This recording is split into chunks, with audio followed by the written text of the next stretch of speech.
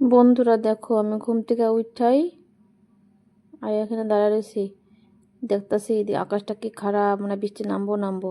আর এরকম ওয়েদারে না ঘুম থেকে উঠতে ইচ্ছা করে না, ঘুম থেকে উঠে কামও করতে ইচ্ছা করে না। তো কি করা যায়, কাম তো করতে লাগবে, এটা ভাবতেছি যে দেরি হইতেছে দাঁড়া দাঁড়া।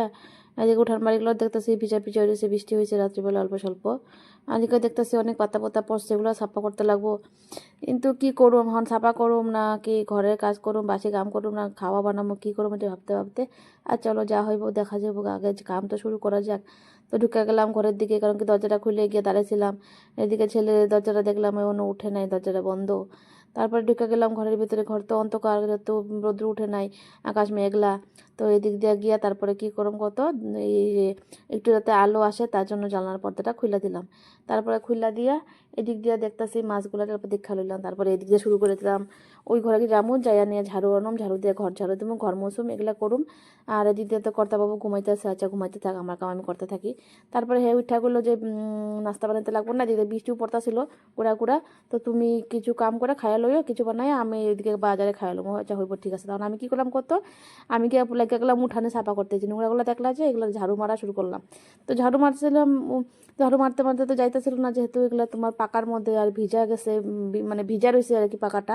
তো ওই জন্য কী করছিলাম, আবার মোটরটা চালাইয়া জল মারতেছিলাম, জল মারতে মারতে লাইটটা গেছে গা, লাইটার আসে না। তো ওই দেখো এই সাইডটা আমি জলই মারতেছিলাম, আর যেগুলো নাকি মাটির মধ্যে পাতাগুলো ওগুলারে ঝাড়ু মারছিলাম। আর এইগুলো আমি কদিন পর পরে করি, কিন্তু কি করি কত, সময় তো পাই না। সকালবেলা যদি এগুলো করতে আসি তাহলে আমার রান্না বাড়ি দেরি হয়ে যায়, স্নান পূজা দেরি হয়ে যায়।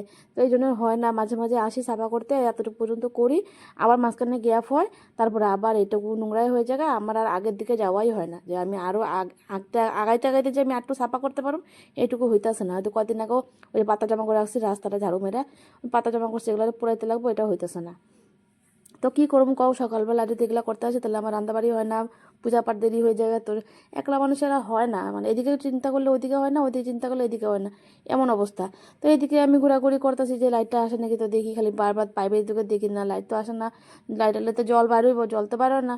তো কী আর করা যাবো, দিকতে চিন্তাও করতেছি, বেলা হইতেছে, আমার তো স্নান করতে লাগবো, পূজা দিতে লাগবো, আবার দুপুরে রান্নাতেও করতে লাগবো, সকালে রান্না টান্না বা আজকে একটু আরাম পাইলাম, দুপুরে তো রান্না করতে লাগবো না, দুপুরে তো খাইতে আয় পড়বো, একটার লগে লগে খাইতে আয় পড়বো।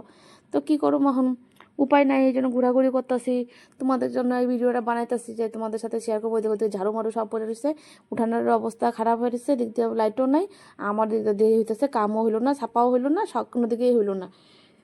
এইসব করতে করতে কী করলাম কত, আমি গেছি গা স্নান করতে, তো স্নান করে পূজাটা দিয়া লইলাম। পূজাটা দিয়া নিয়ে আবার চিন্তা করতেছে, পূজাটা দেওয়ার পর চিন্তা করতেছে কিছু তো খাইতে লাগবো, সকাল থেকে তুমি কিছু খাই নাই, ওরা তো দোকানে খাই লইছে বাজারে, আমি তো কিছু খাই নাই। তখন তো খাওয়ার জন্য কিছু বানাইতে লাগবো, ওদিক দিয়ে দুপুরে রান্নাও রেডি করতে লাগবো, 10টার উপরে বাজেও গেছে গা। তারপরে এখন এখন আমি কী খামো এটাও চিন্তা করতেছি, খিদা তো লাগছে। এখন কী হয় জানো, প্রত্যেকবার যখন এই যে উঠান বাড়ি সাফা করতে চাই সকালবেলা করে, আমার খাওয়া হয় না।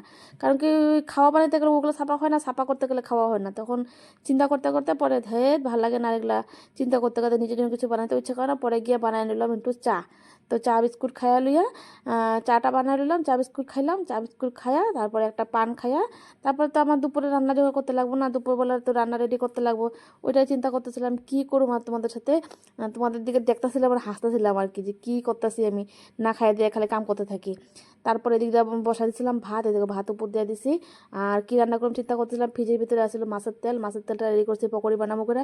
আর অল্প আসলে মাছের মাথা, মাছের পিস, এগুলো দিয়ে ওই যে জোহা চাল লাগছে এটা দিয়ে বানাবো হচ্ছে, আলু দিয়ে হচ্ছে মুড়ি ঘন্ট বানাইতে কইছে আমার হাজব্যান্ডে ফোন করে কইছে যে মুড়ি ঘন্ট বানাইতে। ওই দিতে দেখো ডাল বসাইছি, পাতলা করে মুসুর ডাল বানাবো, আর দিতে 2টা ডিম সিদ্ধ করুম ছেলের লিগা, কারণ কি ও আবার এই যে যদি এগুলো না খায়, তোমার এই বড়া এই সবজি যদি না খায় তাহলে কী দিয়ে ভাত খাইবো দুপুরবেলা। পরে ওই যে ওই দিক দিয়ে তো মাছের তেলের বড়াটা বানাই লইছিলাম।